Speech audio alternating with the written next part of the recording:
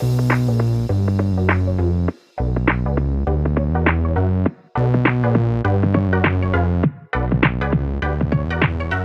welcome everybody to another episode of Chris and Dave's Reality TV Cast. I'm one of your hosts, Chris, and my co-host today, and very good friend, is back. It's Dave. Hey there, Chris, and hello to our listeners out there.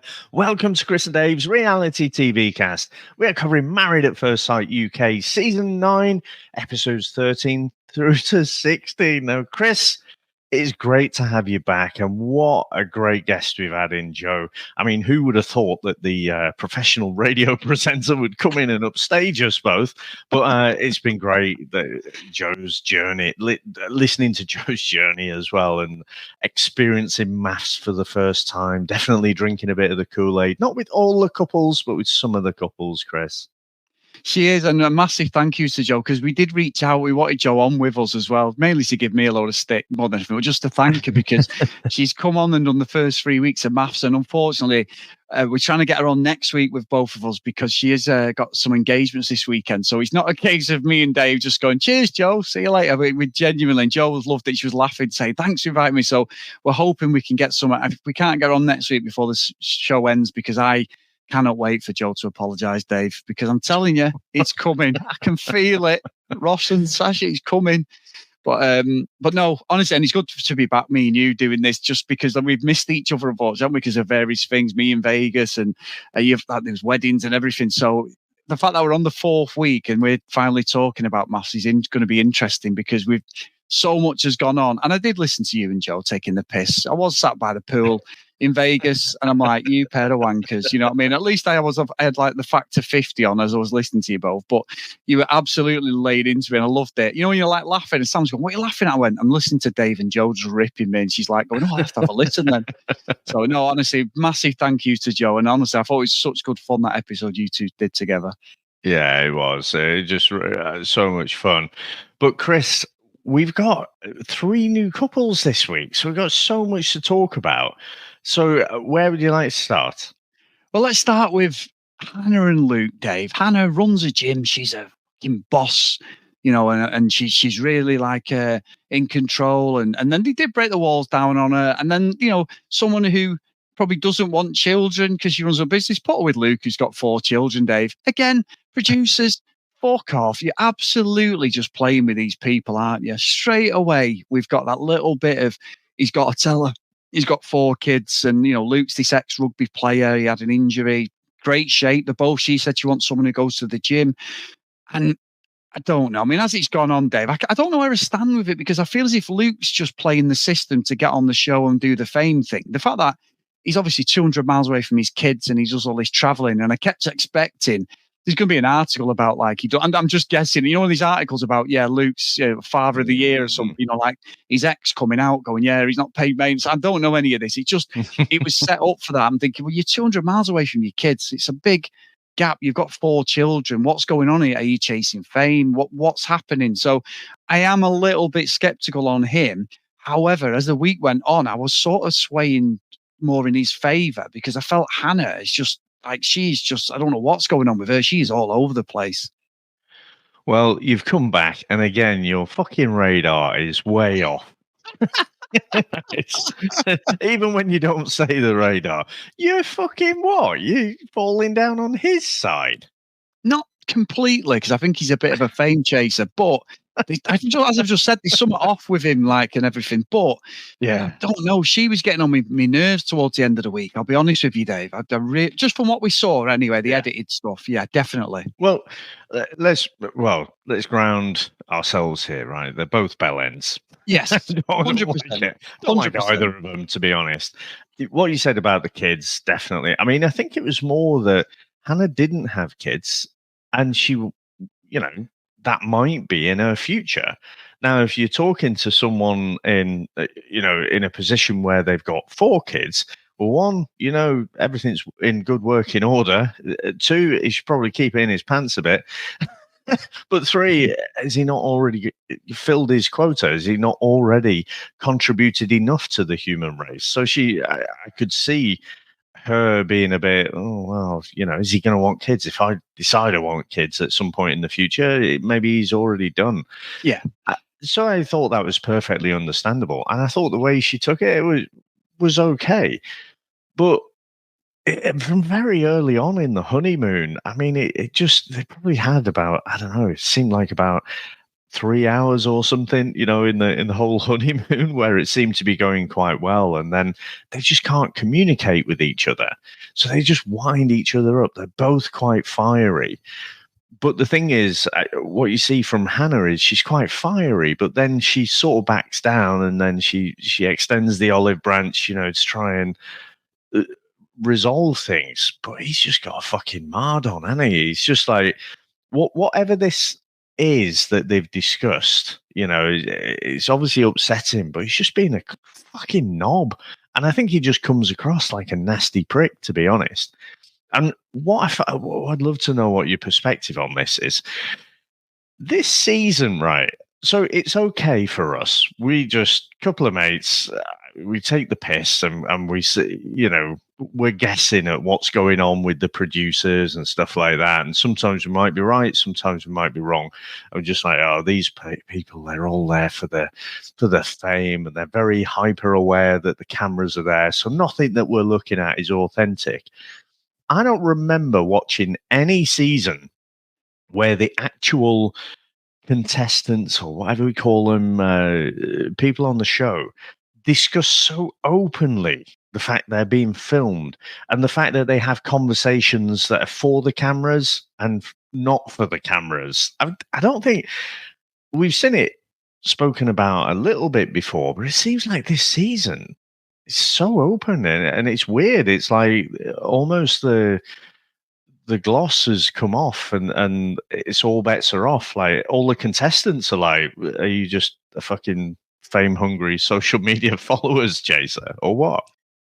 You know what? It's funny because it's almost like they listen to our podcast, Dave, because yes, I'm with you on that. I think initially there was a few of the OG couples where I was like, hang on, we know obviously Rochelle and Olsen's one that's definitely springs to mind. But then you've got some other couples, it's like, and they've openly said, are you just here for the fame? Are you just here for the platform? Even I think Nathan and Lacey, that was something that was questioned at the start. I'm with you. It's weird. It's like they're talking to the camera. And I also think it's to do with the producers protecting the show and the fucking air quote experts, Dave. And I'm fucking saying that in that tone on purpose, because they are fame hungry. Every single contestant we've seen in this show, there's not, other than possibly Kieran and Christina. But even then, I'm thinking, well, and it sounds bad, this, but he knows all the people who've been in, like Geordie Shore and all these other people, and I'm thinking there was a massive influx of Geordie, like reality TV stars over the last, say, 10 years since Geordie Shore, but they all know each other. They're all friends of each other. Yeah. Even them, I'm buying what they're selling at the moment. I mean, we talked about it with Joe a few times. I know you did, but I'm also thinking, I don't believe anybody is here for any. We know they're not anyway, because how they all of a sudden applied to be on the show, and all that. It's like someone's given them a nod, someone who's famous, someone who knows somebody who works in a talent agency. And I think it's almost, this series has almost sort of, like you say, peeled it back, but it's almost ruined it, I think, as well. Because they're playing the game. We always circle back to Bronte and Harrison. I always do, as the worst couple I've ever seen for just riding it out for the show. No matter what he could do to disrupt that relationship, she would just go with it until it got to the point of, well, we're in the last week, 2 episodes to go. She then laid into him with her sister. And it feels like that with this. It feels like even the ones, whether the partner is, whether it's the man or the woman, is being horrible, the other partner is just going to withstand that for as long as they can. And that's where I'm really struggling with this. And I feel like there's too many good-looking people in this show, Dave, this series. It feels like almost Love Island, if that makes sense. Why don't you just get normal people on and let us believe that there's something there? I don't know. There's just something off with this series. I've enjoyed it, and in fact, that we're talking about is brilliant. But I'm with you. I'm watching it every episode, going, how fucking desperate are you going to be to stay on this show? And that's what it seems. That's where my enjoyment is at the moment. It's like just going, go on. You're just going to keep going with this nonsense. You wouldn't allow this in real life, but you're going to do it for this TV show, and that's where I am, I think, with it at the moment. Yeah, and don't confuse my cynicism and snarkiness for not enjoying the show, Yeah, Chris. I'm exactly. fucking I am loving it. enjoying it. I'm enjoying it as well. You say about some normal people, though.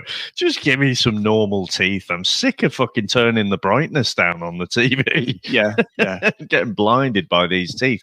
But yeah, that initial conflict on the honeymoon with Hannah and Luke, I think Luke had said something which obviously they discussed. Hannah didn't want that to be said on the cameras.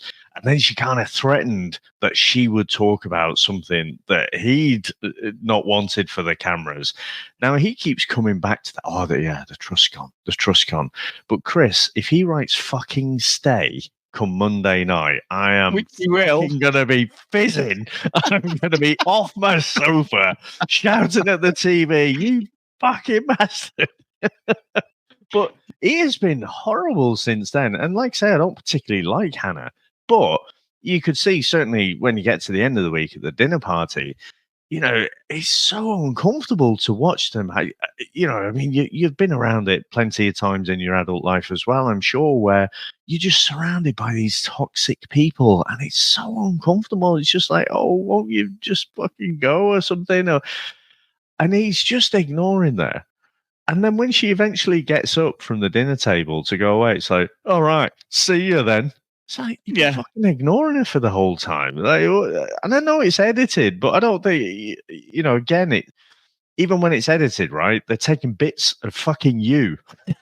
It's no, it is what you've done there. So, yeah, I just think he's been the bigger bell end out the two. For that. I mean, it's hard to think, but it's just they're still a new couple. They haven't even been on the fucking sofa yet. No, and they hate each other, which is going to be great when we get to that. I'd love to know what the experts think and what they're going to say to them. They'll probably just let them fucking get away with it. It's like, and I'm with you. I'm not saying I'm a fan of Luke because, like I said, the kids thing just doesn't sit with me at all. Everyone has their own circumstances, but why is he's not going to have another kid? Because if you go off his track record, Dave, that's the fifth kid he's going to be playing maintenance to. Let's be honest, him and Hannah are not going to be together. So say they did have a kid miraculously in years to come. That's 5 children he's going to have maintenance fucking fees for or whatever. Come on, you know what I mean? Like that's a lot, isn't it? Yeah. So I mean, I don't want the perspective of his ex. It's her business. They've got 4 kids, but that's what's sticking with me. And maybe I shouldn't judge on that, but I would never be 200 miles away from my kids if they're all under like adult 100%, right? And it's where he's from as well. Yeah. So, having been in that circumstance, you definitely consider, right? Well, okay, where do I go now? Where do I actually live? If the marital home has not worked out, where do you go? Well, for me, the answer is easy. Well, I'm going to be close to my kids. There's absolutely fucking nothing in the world more important. So that's where I'll be. Now, I'm not going to judge, but I think it's okay to question. I would like to know the answer. Why is he choosing to be not where he's fucking grown up, miles away from that? So he's got to, do a fair bit of traveling. I'm not buying the fucking dad of the year thing. Again, there's data points that we're seeing where he's just being a fucking right knob. So, to give it a real critical analysis there. So yeah, I know we were going to try and make sure we were finished by a certain time, but that's couple number 1, Chris. Well, moving on to couple number 2. Amy and Luke, as Hannah called him, not that she was being, a little bit bitchy there, Dave, at Barbie and Ken. I mean, Luke's fucking VT the week before was fantastic, wasn't it? The fucking wood chipping in the garden. He's a bodybuilder. Amy's really good looking, isn't she? Like as well, a really good looking couple aesthetically, like really. But there seems to be something there between them, Dave. I mean, he's a little bit like innuendos and stuff in. He's throwing a few things out there, but I'm not completely. I know they're here for the fame, but I'm not completely off them as a couple at the moment. I'm sort of buying because I think at the moment they're the best of a bad bunch, if I'm being honest, of the newer one. Well, maybe Ryan and that are not too bad, but yeah, because of how bad like Hannah and Luke have had it, I think like the other 2 couples are quite refreshing. There seems to be something between them. Yeah, I must admit, I mean, it just sort of almost takes me back to living in Manchester. But when fucking they walk in and Holly's like, fuck me, it's Ken and Barbie. I know. Fucking hell. No. Just it made me laugh. But you know what I find interesting about this couple? I think he has been very consistent, right? I think the sort of cheesy lines that he comes out with, he has been like that since the first moment he's come on the camera, so to speak. And what's changed? The child in me. Child in me. Sorry, go on. What has changed is Amy's perception of it. So when he's given these sort of cheesy lines and stuff, initially he's giving her the ick. But then after a while, she's kind of warmed to him, and it's like, oh, isn't he cute? And he says all these, and suddenly these cheesy lines become romantic. I think it's just been fascinating to watch that aspect where, you know, he has been that consistent person, but you know, it's the perception of how he is. But I must admit, I mean, when he speaks, all I can think of, you know, the In-Betweeners movie when Will's talking to one of the girls in the club, and he's giving about the he's saying about a Greek waiter stereotype, basically, and saying, "Oh, I love you," and all this. It's almost like that, where he's sort of too good to be true, really, and he's laying it on really thick, and you can't imagine he's ever struggled to get into a relationship at all. So, in terms of best of a bad bunch, I'm with you. I think they're definitely in that proper honeymoon phase right now, aren't they? They've gone through that awkwardness at the start, and then he actually does seem to be quite sensible, doesn't he? You know, in the things that he says when he's in the group and stuff, not just when he's with Amy. But yeah, it's going to be interesting where this couple go, because, you know, I feel like they'd be set, but it is maths. Yeah. If it was in the real world, they'd be happy for a number of months at least. But you know, I don't know if Luke was out and about. You know, he says he's given up the butler in the buff. I don't know. Who knows? But I think it'll be other couples. I think it'll be other people. I mean, fucking Alex, his eyes were on stalks, weren't they? Yeah, Alex. Yeah, big time, and he didn't hide it either. But no, it's interesting. I mean, I do feel as if Luke's the type of guy at Christmas that he sends everyone a fucking him with his top off and a Christmas and like a Santa Claus hat on or something. You know, in a Santa Claus outfit with the boots on, but with his fucking 6-pack out going Merry Christmas from me and Amy. You know, one of them. Like she's in a full fucking tiara and fucking look like a princess, and he's there fucking with his full, like you can just see it, can't you? The whole thing, like it just. But I'm with you. The consistency of him, he's done for me. He's not done anything wrong, to be honest. I mean, you know, I thought he looked like fucking James Bond, the fucking milk tray man when he came in at the fucking dinner party. He looked good, then, and they both did. And even Paul was like, "Yeah, they look good together. They do. They look like a proper." Like, if you ever wanted to feel insecure about yourself, just look at them as a couple, Dave. You'd be like, "Yeah, I've got none of that." Yeah. But brilliant. But I mean, what did you think? You know what? I don't know. I'm going to word this, but Ryan, is it? What's the second? Is it Sharp? The new girl. Let's go with Sean. I think it's Sean. Now she apparently went out and dated Arthur. Dave, you remember Arthur, the tennis player who had a load of shit? Series? Yeah, the guy from Holland. Yeah. So I am sort of skeptical how she's got on the show, but Ryan as well. I mean, interesting couple. He's a bin man from Manchester. He's got the proper thingy. Very camp. I'll be honest with you, Dave. I was quite surprised.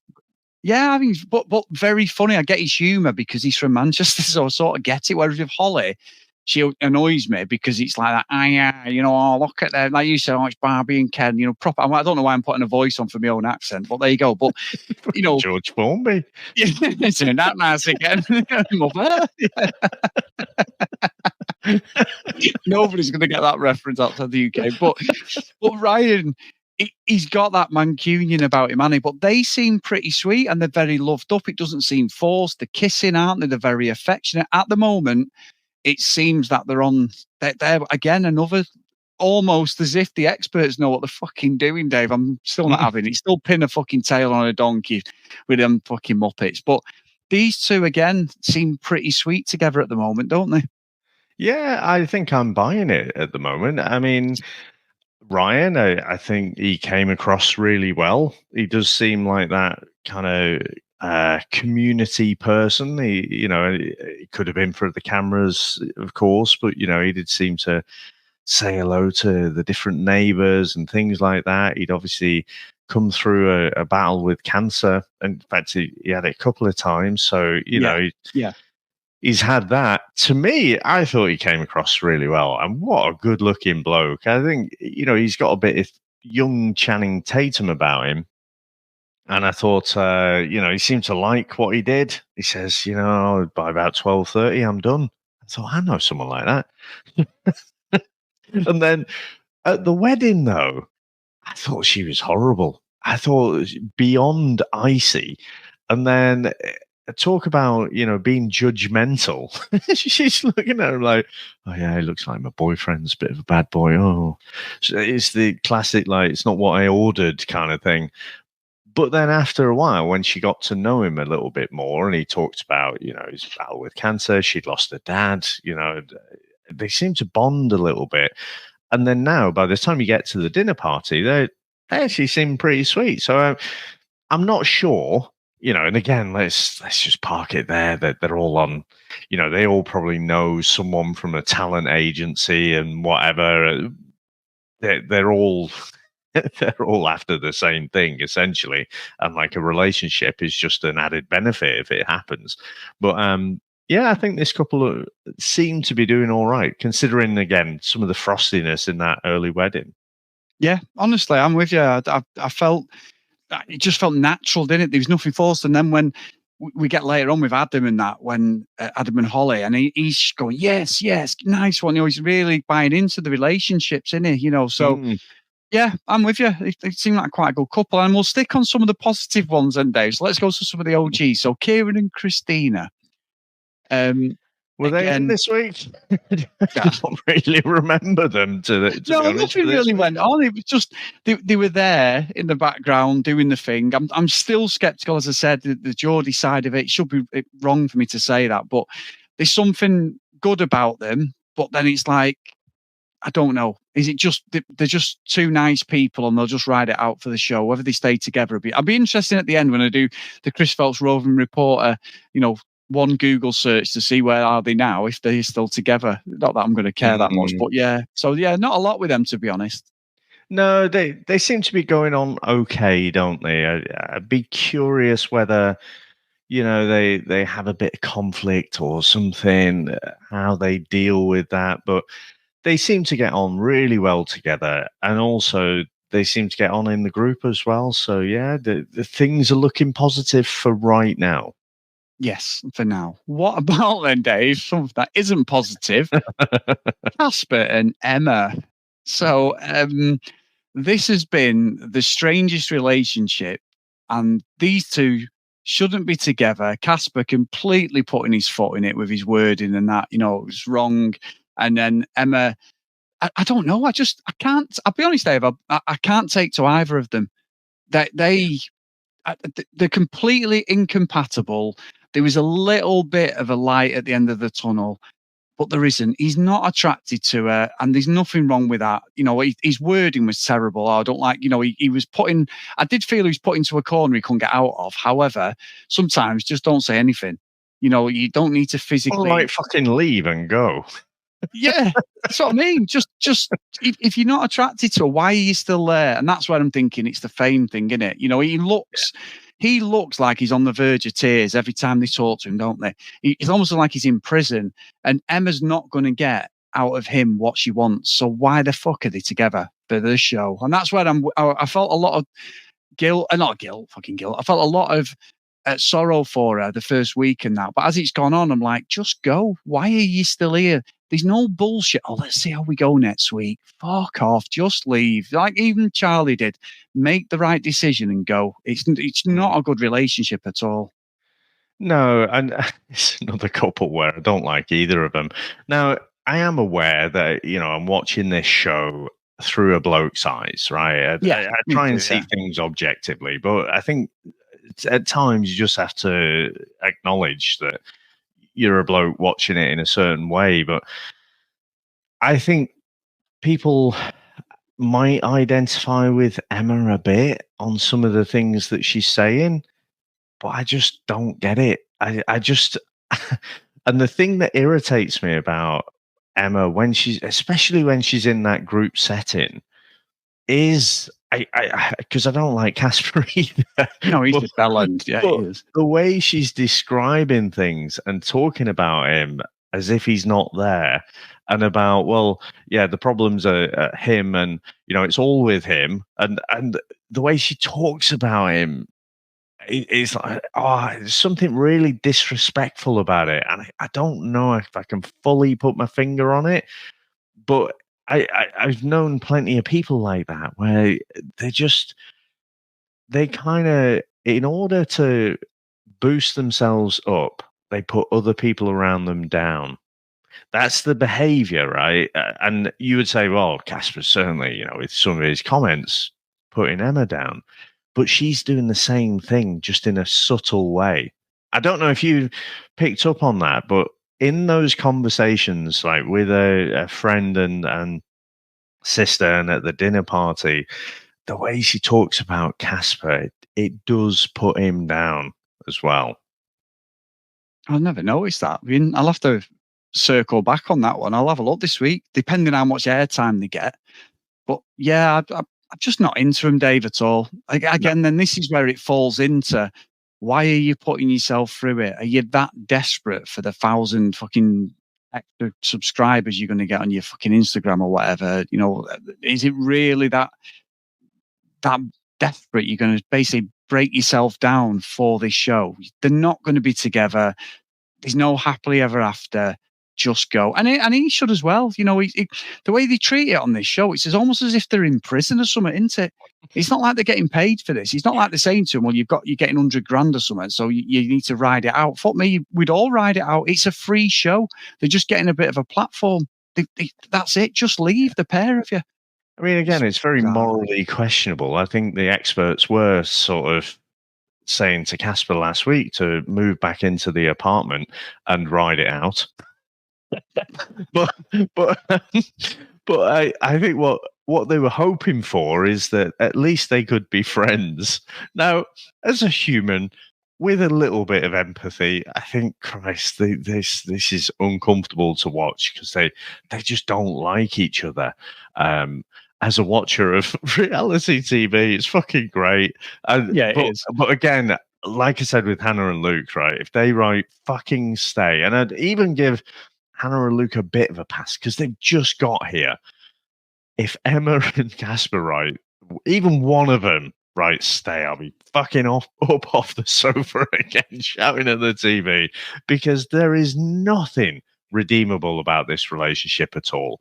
So they both have to leave. They should have left before, but again, you could say, well, maybe if they spend more time together, they get to warm to each other. But I don't think there's anything there at all. No, I'm with you. I'm with you. And one of the couple everyone voted as the most solid was Nathan and Lacey, even after last week's shenanigans with her mum, and obviously him putting his foot in it at the wedding and that with a sister. Um, they've not done much, have they? Really? They look quite solid. They seem happy together. I think the drama this week last week was what it was all about. Whether they're going to coast now till the end, I don't know, but at the moment, I'm sort of can see that she is really coming around to it, understanding about him. He's becoming a little bit more uh, sort of understanding of what he can and can't say, because he has dropped his foot in it sometimes, Dave. And I do understand that from my own perspective. Saying, verbalizing sometimes is not the best way. Sometimes keep it quiet, Chris. Keep it inside. Don't have to say it, even though you feel like you're going to erupt if you don't say something. You've got to. So I do feel with them two, there is something there. Now, whether it's just purely for the show, but I'm not offended by them as a couple at the moment, I'll be honest. No, and as a couple, like in a bubble, in this bubble, I think they're great. And What I like about Nathan is he just seems so authentic. I mean, I don't know how much is going on there, like how much he's sort of thinking about, but he just seems to be very open and honest and like I say, authentic. What I do worry a little bit is when they get out. I saw a comment in our group and it really made me think. They said, I wonder how much the stuff about Lacey being the kind of ugly duckling. I wonder how her mum or how much her mum kind of leans into that. Yeah. And I thought, oh, that is an interesting thought because everything that we saw last week, it did not seem like a nice, healthy dynamic. And I know Lacey came out, didn't she? And she said, like, oh, yeah, my mum's going through the menopause and this, that, and the other, and excuse. And I'm like, no, but you were prepping, Nathan. You knew exactly how it could go because you probably dealt with that your whole life. So I'd worry a little bit about the family dynamic, but and it'll be sad because they seem to get on so well together. But yeah, outside in the real world, I'd have my doubts. Yeah, it's funny that you say that because Lacey's comment on Instagram, there was literally every excuse possible. Yeah, she's got an ingrowing toenail. She's got, she's got toothache. There was all these excuses about why her mum was just being obnoxious to him. There was no need for it. And I agree. And it's a really good analysis that someone's put in the chat. It's almost like she'd say if she's got the two girls together, well, Lacey's the brainy one of the two, and she's the good looking one, the sister or something, one of that sort of dynamic where she thinks she's complimenting her, but she's not, if that makes sense, especially when it's a physical thing. 100%. And actually, I mean, if you're a parent and you're talking about your kids to other parents, they're fucking listening. They are listening. You've probably got memories, Chris. I know I've got memories where parents are talking like as if they're talking in a different language, and those things can still fucking sting and leave an imprint for many years after. So yeah, and the fact that I think the thing that's confused a lot of people is okay. So you say that the sister's got ADHD, so she should understand it, but it is quite a diverse thing as well, isn't it? It's not one thing or the other. This is one of the things that you and I have learned more about is, people present in very, very different ways. It's not like she's now the fucking Gandalf of ADHD and knows everything about it. But you'd think she'd have a little bit of empathy and understanding about it, but it didn't seem to exist at all. So, yeah, I feel like I've gone on about Mum more than Lacey and Nathan there, but yeah, as a couple, really liking them. It's just longer term. That's my concern. Exactly, and there's nothing better, Dave, than telling your parents or one of your parents you've got ADHD and getting told, "Well, I always thought you were different." Oh, fucking marvelous. Marvelous. Absolutely. It's exactly what fucking done something about it, just put it out there. 45-year-old man wanted to hear that. Yeah. Anyway, moving on, Dave. I can feel the scars now. But so Ross and Sasha, now, so listen, I'm waiting for the apology from Joe at some point. These are together. We get to meet Sasha's mum and dad. Gotta be honest, Dave. They've taken all the vitamins and every gym supplement going as a family by the looks of it. I mean, say the prayers, Hulk Hogan style. There is a scandal coming though, Dave. I don't know which couple it is, but there's what we've seen now in maths, the DNA and maths is halfway through. There is a scandal, and there's a scandal, and I don't know who it is. I genuinely don't, but tell you what, Dave, if I am right on my prediction with the reality radar, I am not only in the 1%, I am the master of predicting these TV shows because I just feel, and we haven't spoke about this, what's got my ears pricked up and the radar going was basically thinking, why are you keep saying about this celibacy thing? And Paul, I said it to Joe last week, Paul said, no, it's not celibacy, you're just abstaining from sex. And she's been really laying on about it. And I'm thinking, hang on a minute, there's a few of the guys are into the gym. You're into, obviously Ross is into the gym. He's a proper ripped up guy. And they look great together. They look sweet. But Dave, this is fucking maths. This is reality TV. There's got to be some shit. That's the reason I'm going in with this. And if I'm wrong, then I'm blaming it all on Joe because she's not here. But if I'm right, I'm going to dine off this even more than Ekin Sue and Davide. I'm telling you, Dave. So what do you say about all that?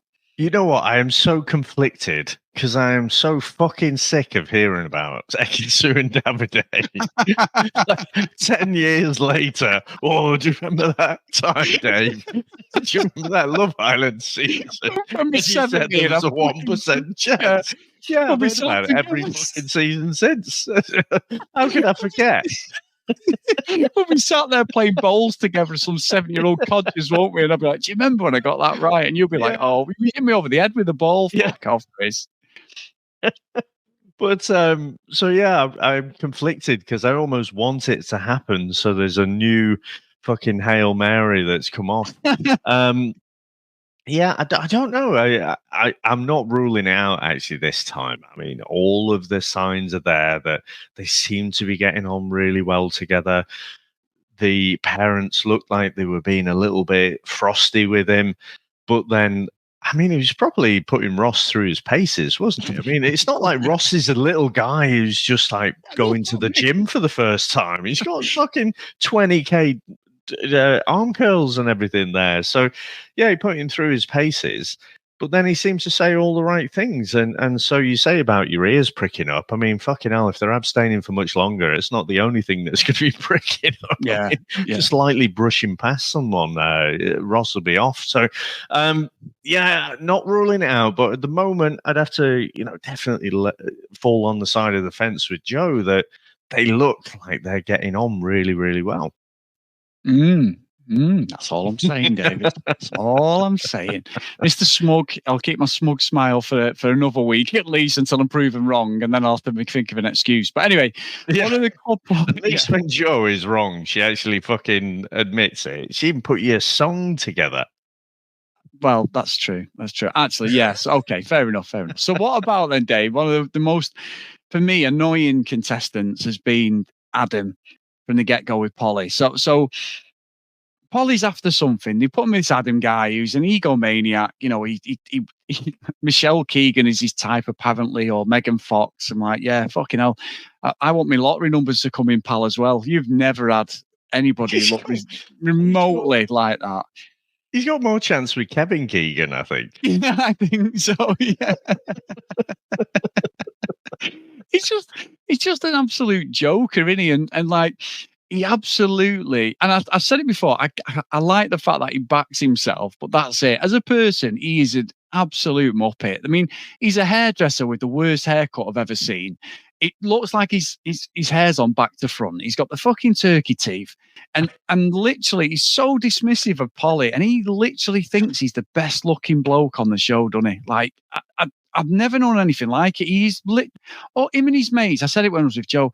They're the ones when you get a picture of 30 of them outside a pub. I mean, I've got tattoos, so I can't say, but they're tattooed up to foot, covered in sleeves, turkey teeth. They've had their hair done. They've got vests on. They're all got the white trainers on. They're all like, yeah, Magaluf, fucking what? You don't know what's going to hit him. You can just tell, can't you? He lives this lifestyle, and he's probably like mid. Yeah, Iron Apple, yeah, mid beefer with Wayne Lineker or something like that. You know what I mean? Like, just fucking, you can just clearly tell he's a clout chaser, can't you? You know, he just really is all over the place. But I'd also think that she, with her insecurities, she's forcing the relationship on to that it's got to work. But I feel like she needs to do better for herself. She doesn't seem to have that level of respect at times for herself that she is a catch at the end of the day, whether he likes it or not. I mean, everything he said about what his type was is the opposite of Polly. You know, it's just like, why would you and put the girl through it? I just don't get it. Like, and this week they've had a bit, you know, they're not just in the friend zone. That's when when Thingy was going mad. One of the Mancunian lad was going mad, Ryan, because they're in like, they've had a little bit of action together. But I then felt that she let herself down because he was so uncomfortable. She's going, oh, I've got what I want. And I was like, oh, be quiet. If you know, so these have got no legs in it as a couple anyway. But yeah, that just, what a strange character he is. He's definitely a strange character. I mean, I'd said to Joe that I think he's like Sam out of Quantum Leap. You know, he's a really good looking bloke, and he's just jumped into this pudgy little Friar Tuck looking bloke in another life. You know, so he's gone past the point for me where I think he's annoying, for me, he's just pure comedy. I mean, the idea that like he's going out and about, pulling these girls like Michelle Keegan or whatever. I think I called her Keenan before. Okay, it's Keegan. The idea of that is just utterly ridiculous. But he's some sort of fucking Jedi master, I think, because he's almost got Polly thinking that he is this bloke, thinking that he's some kind of reincarnation of Brad Pitt, even though he's not dead. But he's some really, really good-looking bloke, and Polly's like, "Oh, fucking get your hands off my man!" Like as soon as the new couples are coming in, and he goes, he says, what is it when Ken and Barbie walk in and he's like, "Oh, Looker there," and then she's like, "What?" And he's like, "Oh yeah, him, he's Looker." And I thought, mate, if you have fucking ad-libbed that, because honestly, I don't think that's what you meant. But good save. Yeah, she thinks he's like a fucking catch, and I'm like, fucking hell. There is something that he does there that is bizarre, and I don't know if, or maybe it's not what he's doing. Maybe it's Polly's insecurities, and I think she came across a little bit more normal. I thought she was absolutely despicable last week, the way she was behaving, but an entertaining couple, that's for sure. 100%, 100%. And I know you say about like I've called out Holly, so Alex and Holly when Hannah and Luke come to their apartment, which was a bit random, wasn't it? New couple come. Yeah. Hey, Alex looked like a superhero, didn't he? You say random. I mean, it wasn't that random, was it? No, it wasn't random. I'm saying there. Yeah, I know, but I mean, you've never done this sort of thing before, had they, to introduce a couple to the group? Yeah. Hannah's there, and straight away Holly's fucking radar's up. Like, oh, she goes to the gym, and Hannah's a bit complimentary of Alex, and I did clock it, and then the hug, but Alex, he looked like a fucking superhero, didn't he? He's got the waist. He must be about a 30 waist. He's in. I mean, some of the guys and the girls are in great shape, but he just looks like an action hero, doesn't he? And as a relationship, these two together don't work. He is basically there for the fame. And the thing is, what Holly says sometimes is right, that she can never get a point across because he has to get his point across, and that's it, the end. He's not interested then, even because he doesn't want to be criticized, he don't want to be anything. And I think she's got a point, but then she just goes to the extreme. And at time, and this is bad, because I do think Alex really is a bit of a fuckboy, but I sort of end up, and this might be a man thing, but I sort of feel sorry for him sometimes, because sometimes when he says stuff, he's right. He's like, just be quiet, let me speak, or let me get this. But then other times he does just shut her off because he's like, I'm not listening to this bullshit. And then obviously she has her own insecurities. So maybe it's this relationship with the scandal that's coming. I don't know. But I sort of want to vouch for him and support them both, but I can't. And then in the same respect, I sort of, as the week went on, I'm thinking, I think Alex is just like, I've had enough of this bullshit. Because I do think when he voted, he wanted to leave last week, he knew full well she's there for the fame. He played the tactics there. If she had said she was leaving, he'd have been like, whoa, no, I've made a mistake. Oh, sorry, that's the wrong card. I meant to stay. He did that purely as a political move within the show. That was a purely game of chess. And then Paul's like, don't go. Oh, go on then. I'll give it another go. Off, Paul. Exactly. So, I mean, I've talked a lot there, but like these as a couple don't work. But every time you feel there's something else happens. And I do feel most of the time it's what Holly says that lets him down. Yeah, no. So I'm going to come down more in the middle than you have there. I think the pair of them are just bell ends. They don't listen to each other.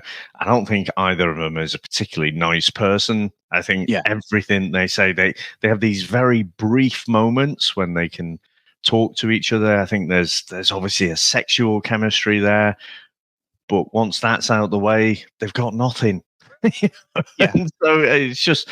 But I tell you what, Tori, you say about Alex being a superhero. I mean, talk about animated. Like, see what I did there. Fuck me, when Hannah's there. It is Hannah, isn't it? The old Barbie one. Sorry, Amy. Amy, yeah. fucking hell, his eyes are out on stalks, aren't they? He's like the old cartoon with the wolf. Yeah, I can see Oh, it. he's fucking like that, isn't he? It's like ridiculous. But then Holly transforms into this weird submissive sort of character that I don't think we've really seen before. I think when we've seen them argue, they absolutely go at each other, and she definitely gives as good as she gets. And he's like, got a fucking face on him. And even, I think she's right. It doesn't matter. He doesn't have to be saying any words. The fucking scowl on him, is bad enough. But yeah, she goes into this like, oh, can't we talk? Like this really submissive kind of character, which I don't think we've seen before. And then he's just had enough at that point because in his head, I guess he's thinking, well, I'm just being chatty, aren't I? But yeah, it wasn't that. And I thought the way he was being dismissive of her was quite despicable. Like you said, I don't particularly like her either.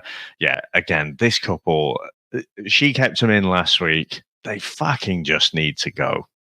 Yeah, they do. I'm with you. And maybe I didn't articulate it correctly, but I'm not a fan of either. And I think I've said about the Mancunian thing with Holly. I think that's just the thing. It's probably like, oh, it's a bit too close to home the way she speaks and everything. Maybe it's just that. Let me tell you. Yeah. Look at her there, fucking Ken and Barbie, and again George Formby.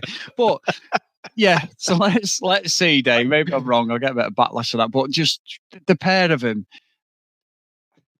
If I was a betting man, this Hannah and Alex thing just seemed a little bit too off to me. Are they the ones where there's the bit of scandal? Because that was a bit bizarre. She's like, oh, we go to the gym, do you? Hannah was a bit forward. You can see you go to the gym and the hug and everything. And I think Holly was her radar was up. She's not daft. She was like, hang on a minute, what's going on here? It just felt the whole setup was there. And I was like, this seems a little bit odd. Yeah. Is it them? Maybe it's that the gym thing. Again, Dave, I say, I said thinking Ross and Sasha, like, the whole celibacy thing. Maybe I'm off with that, but there's something coming, and I'm thinking they're laying a few little Easter eggs. There's a few little crumbs there for us as the audience to pick up on. So we'll see. So, I tell you what, Dave. Sorry, just before we get on to the next couple, though, I mean, definitely in terms of how Alex was behaving, he's definitely got eyes for Amy. But I think 100%. I think Amy was just doing that thing of being nice and reciprocating. And the thing is, she's like, "Oh, isn't he nice? Oh, he's so welcoming and everything." Yeah, it's like fucking wake up. It's not as if she's married off to fucking Penfold, there, is it? So no. I don't think there's that much of a chance that there'll be anything with Alex and Amy. But you're right. It was interesting. There was a lot of time spent on that, but I think it was because of the storyline with Alex and Holly more so than Alex and Amy. Yeah. Let's see. Now, I'm going to be interested on this, Dave, because the last couple, and a lot of time's been spent on this, is Orson and Rochelle. Now, I'm not going to say anything yet. I'm not going to go into one of my little rants and stuff. I want to know where you stand on this couple, because I might have a little bit of a different perspective on these. I want to know, has someone fucking shanghaied Rochelle and dropped her into the middle of the show? And she's like, she's a regular listener of ours. So she's more cynical than us. And she's like, the fuck am I doing here? And oh no, like, we've got your family hostage, so you have to play this out. All right. Who's this bellend then? So, okay, let's fucking try this out then. All right, but you're fake as fuck, aren't you? Oh, you're an actor, are you? Honestly, it is just bizarre. It's like she's maybe signed up for the show without actually watching it or something, but she's so skeptical about the people that are on there. She's skeptical about Orson's intentions for being on there. I think some of this stuff, it goes beyond, she's basically calling him out for not being an alpha male, basically. And I really don't like that, but it's been amusing on some level, just how she's been behaving and how she's been calling everything out. But I do think she's crossing the line as well. She might be right with Orson, but you're on the fucking show as well. Don't be calling everyone else out when, as far as I'm concerned, you're in the same boat. Well, you know what? It's funny because if you watch the show, when you came in and watched the show, and you've never seen it before, you would think she was being completely unreasonable, wouldn't you? You'd be like, what is going on here? He seems like a good guy, everything we've seen. What keeps sticking in my head about these two is that whole Richie and Lana thing. We interviewed Lana, didn't we, from a couple of seasons ago, the UK one. And she said, like, Richie, and it's only her perspective, so we didn't get Richie's perspective. I know that. But she said basically he wasn't interested in the relationship until the camera crew turned up, till they turned everything on. And then he became like Mr. Attentive, Mr. I want a relationship. But either side of that, he was just telling her that he wanted to be in Hollyoaks as someone's dad, and he had an album coming out, which I've seen recently on Instagram Day. So a lot of that, it seems, from what Anna said, is true. That's where I'm sort of thinking, like you said, Rachel's almost like me and you, or someone listening like, fuck off, you fame-hungry tosser, and all this. The more this goes on, the more I do think that Orson is absolutely blagging it. And he is literally, the camera turns on and he changes into this sort of, like, he's really attentive. He doesn't understand, because her behavior is terrible. And if they stay together on like the commitment ceremony, they're even more odds on to leave than anything. I think he's going to say stay. I don't see what's left in the relationship. There's nothing that she cannot stand him. However, I agree with you. You can't go around saying he's not a real man and that, because imagine if that was flipped and he was saying the judges, and let's say the judges, I fucking said again, the experts, let's see if they do pull her up on that. Even Joe was calling it once, she did, judges. But love it. What would happen, Dave, if that was the other way around? Imagine he said about her, you're not a real woman or whatever. There would be uproar. So I want to know if the experts are going to hold her accountable, because from what we've seen this week, her behaviour's been terrible. But there is that little thing in the back of my head thinking that Orson is absolutely blagging it for the cameras and playing this sort of really compassionate and someone who wants a relationship, because he seems like a lovely guy, and he's like, I don't know what I can do. And that's where I stand. But because it's the show and I'm so skeptical, I'm thinking, I think maybe Rochelle is onto something here, and maybe he is an absolute blackguard, because she's so venomous. She's like, I'm 48 years old. I'm not putting up with this bullshit. And just storms off. It's like you said, it's like maybe your kids have surprised her at Christmas or something, gone, ta-da, you're going on maths, you're not in a relationship. We thought it'd be good. We fill the application out. We'll see you in a month. And she's like, what the fuck is going on? Because from the get-go, I kept saying, she wants someone strong. She wants someone who sort of like is commanding and that. And I'm thinking, Orson isn't that guy. And the experts are trying to like pull this off and say, oh yeah, but there's something there. She doesn't necessarily need that guy. That's what she wants. At the end of the day, whether we agree or not, that's what she's asking for, and you've not delivered. So maybe it's that. Maybe she's pissed off. I mean, I felt like a friend. There was no need for that. Like he didn't sit well with a friend. They were just laying into him, and I'm like, this isn't right. If Orson is a great guy and he's just a chilled out, he's a cricketer, he'll do with acting, bit of modelling. There's nothing wrong with that. He seems like a really, really good guy, but there is that thing, again, I say it again, in the back of my head, that why would she be so venomous towards him unless she's just an absolute bellend? It feels as if I feel as if there is a little bit of a character going on here.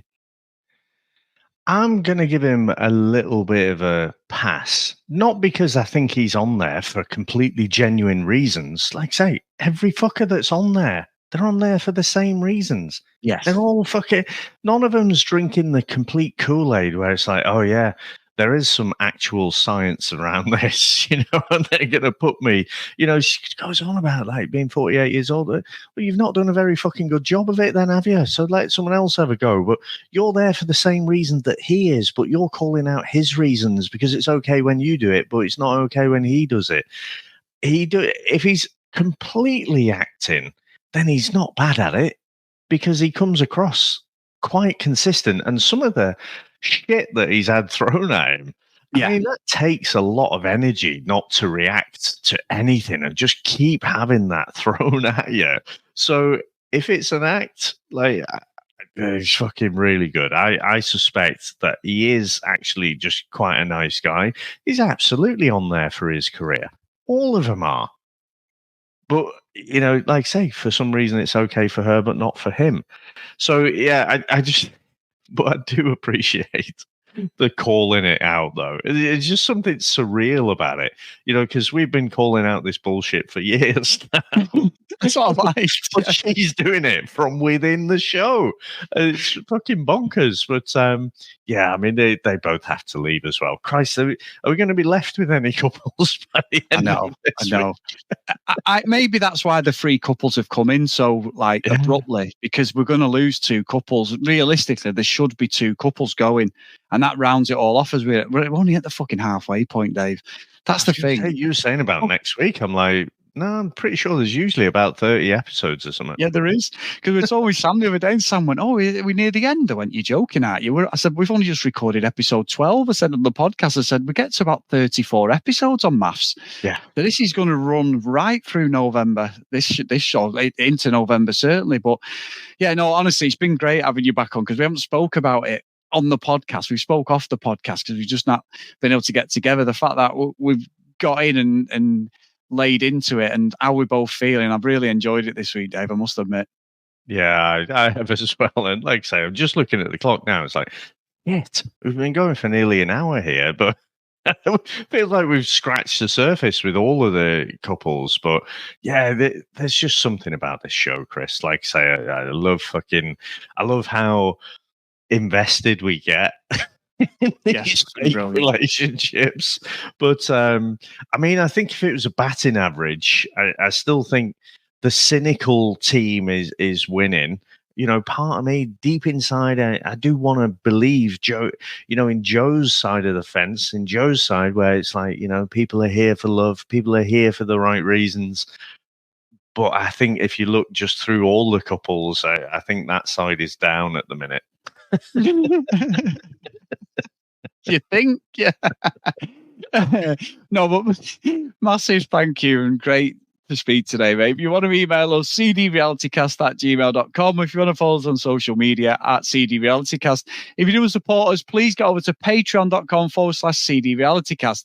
So the roll call of honor and a massive thank you to Anna, Tilly, Marcy, Stacey, Sinead, Kathleen, Sims, Andrew, Nick, Danielle, Kim, Amanda, Larissa, Helen, Nicola, Fiona, Zoe, Gillian, Keith, Helen, Chloe, Joanna, Libby, Susan, Lauren, Luckily Green, and Kent Gustafson. So thank you so much, guys, for all your support. Everyone who supported us, past and present, we do appreciate it. I know you're enjoying this. It's good to have us back together, but hopefully we will get Joe back on at least to give us an analysis at the end, if not next week. So we'll see where that lands. But yeah, Joe, if you're listening, it's been amazing. You've been wrong, but it's been amazing. Well done. I can feel the WhatsApp now, Dave. I'm so conflicted, though, like I say, because I just want to. Well, actually, I'm deluding myself. I think the Ekin-Su and Davide will ever get put to bed. Like you say, we're playing fucking bowls many years from now, and it will still come up. But yeah, I almost want the radar to, again, clock that is right twice, the broken clock that's right twice a day. I almost want something else to happen. So there is a second one, but we'll enjoy very much when you're wrong again. Thank you very much, sir. Thanks to all our listeners. Thanks to all our supporters, and we'll speak to you next time. Bye.